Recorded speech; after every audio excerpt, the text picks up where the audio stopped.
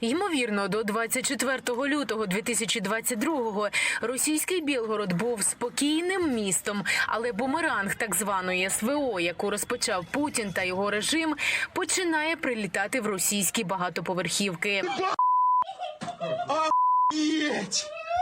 Вибух, чорний стовп диму і зойки місцевих. Об 11:21 на вулиці Щорса обвалився цілий під'їзд 10-поверхівки. В мережі публікують кадри з місця події.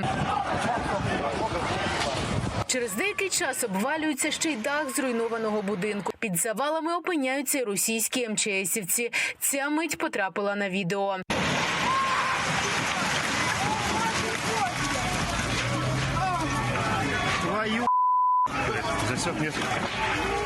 Російське Міноборони країни-агресорки в офіційному повідомленні звинувачує Україну. Буцімто будинок вибухнув через роботу ракетної системи «У», систем залпового вогню «Вільха» та РСЗВ «Вампір». Водночас у цьому ж повідомленні ворог визнає, будинок пошкоджений саме фрагментами збитої ракети. Водночас керівник Українського центру протидії дезінформації Андрій Коваленко вважає, будинок у Білгороді могли підірвати зсередини. Експерти роблять висновок на основі відео. Коваленко пише, на кадрах немає падаючих об'єктів, відповідно, всі звинувачення росіян в обстрілі силами оборони не відповідають дійсності. Натомість це цілком схоже на провокацію Росії, яку здійснили, щоб виправдати подальші удари ворога по українських житлових будинках. Ба більше, навіть у російських пабліках засумнівалися у версії відомства Шойгу. Буцімто це все робота ЗСУ. Помітили, на жодному з відео немає фрагментів збитої ракети, а переліт міг бути з російського боку. Одна з версій – літаки РФ могли впустити на будинок керовану авіабомбу. Як це вже траплялося раніше, адже снаряд від РСЗВ не міг завдати таких масштабних руйнувань. Тим часом ворог намагається просуватися у прикордонних селах на Харківщині. Там тривають оборонні операції. В ОСУ в Хортиця ситуацію називають складною, але контрольованою силами оборони. А у Харківській обласній військовій адміністрації повідомили, сіра зона збільшилася. Ворог, розвиваючи свої дії якраз на двох напрямках – це Липці і Вовчанськ, намагається розширити фронт. А в напрямках населених пунктів Липці та Вовчанськ Харківської області продовжуються контрударні заходи. Ворог тут застосовує якраз піхоту і техніку. Ситуація вкрай важка, тому що ворог завдає вже третю добу масовані обстріли, тероризує населення, знищує місто, застосовує артилерію, РСЗО щільно. Також на протязі минулої доби було завдано авіаударів, це в кількості 30. Тому руйнацій дуже багато. На підступах до Вовчанська вже точаться бої. Зі слів українських військових, які беруть участь в обороні, у самому місті ворога немає, адже на околицях окупанти отримують на горіхи від ЗСУ і відступають. Ідуть бої, поджимали нас крепко, приїхав танчик розбирати, почався штурм русаків, попали наші пацани чуть-чуть в окруження, ми їх відбили. Вони вийшли і зайняли по вулиці оборону, держаться, наносять ощутимих втрат противнику живій силі. Ми з побратимом особисто зняли двоїх, і за того наші хлопці змогли вийти. Місто наше, окраїни кусаються, кусаємося і будемо кусатися за кожний метр. Все контрольовано, все нормально. Вовчанськ за 70 кілометрів від Харкова. Міста-героя, яке росіяни нещадно обстрілюють щодня. Як реагують харків'яни на новий наступ росіян? Тривожність, звичайно, є. Дивимося за ситуацією, слідкуємо за новинами. Навіть якщо ці прильоти, навіть вот эти тревоги, мы все равно спокойно живем, все ходят, все гуляют, все играют, все ходят в школу, играют, работают, и все нормально. Ну, гулять выходим. Как только перестала, так и вперед. Я сама с Волчанска, поэтому всю эту историю вообще знаю изнутри даже. Вы поняли? У меня там дом родной, родители, папа похоронен, поэтому знаем всю эту историю, как говорится, вообще. Для нас это еще больнее, для меня лично, потому как это моя родина. Вот. Надеемся, верим. Верим в ЗСУ, поэтому будем надеяться, что все будет хорошо. Мы никуда с нашего дома мы не будем уезжать. А ті, кому таки доводиться залишити домівку, як ці жінці з Вовчанська, залишають послання для ворога і заповіт для ЗСУ. Вставайте та вставайте, але не могилі. Серед кайдани порвіте і вражою злою кров'ю землю окропіти. Молодець! Слава Україні! Героям слава! Ганна Рибалка, 5 канал.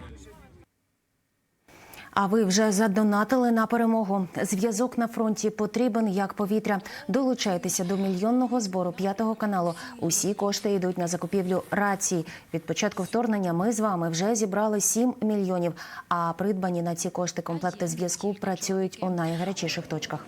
За донату у 1500 гривень ми надсилаємо вам календар без цензури від наших дівчат. Щоб його отримати, пишіть на пошту, яку бачите нині на екрані. Складна ситуація на Харківщині. Російські загарбники продовжують свій наступ у напрямку північних околиць області. Утім, українські воїни тримають оборону. Через посилення російських атак триває евакуація із небезпечних зон області. За понад 2 доби уже вивезли більше як 4 тисячі мешканців. Що нині відбувається на Харківщині? Далі у сюжеті Лідії Середюк.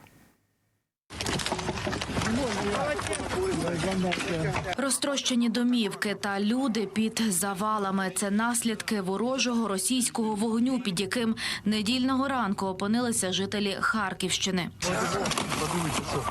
Може, ми його просто піднімемо?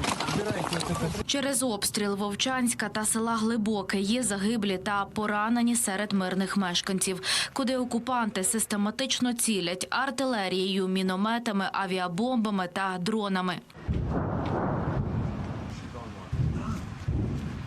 Ситуація на прикордонні Харківщини вкрай складна, розповідають представники місцевої влади та поліцейські. Масований обстріл північних населених пунктів розпочався у ніч проти 10 травня, а потім росіяни посунули штурмом. Із найнебезпечнішої зони продовжують терміново евакуйовувати людей. Упродовж 2 діб вдалося вивезти понад 4 тисячі місцевих.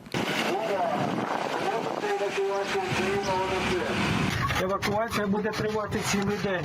Евакуйовані мешканці розгублені та налякані. З ними працюють психологи.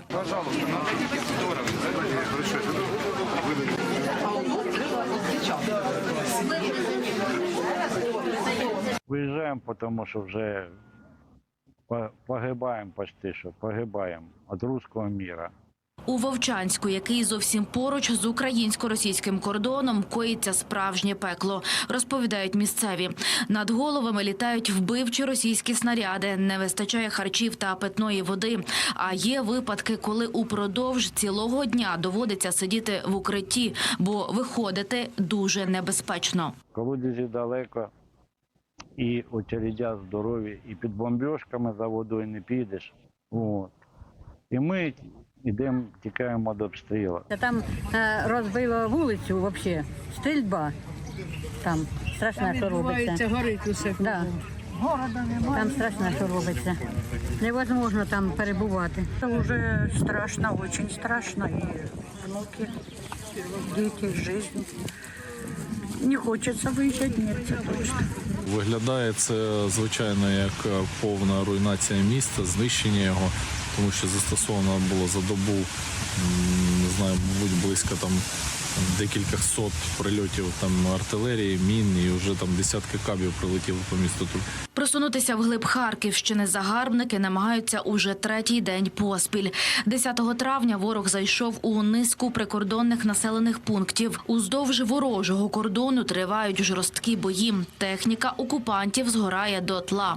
Генеральний штаб ЗСУ повідомив про 12 ворожих атак. Цього тижня ситуація на Харківщині значно загострилася. Нині там тривають тривають бої у прикордонних районах уздовж державного кордону з РФ. Ситуація складна, але Сили оборони України роблять усе, щоб утримати оборонні рубежі та позиції, завдають ворогу ураження. Станом на ранок 12 травня, за даними моніторингового порталу Deep State, росіяни просунулися вглиб ще 6 населених пунктів. Українські оборонці повідомили, що їм довелося відійти з деяких позицій. Росіяни пруть, несуть великі втрати, але наступають.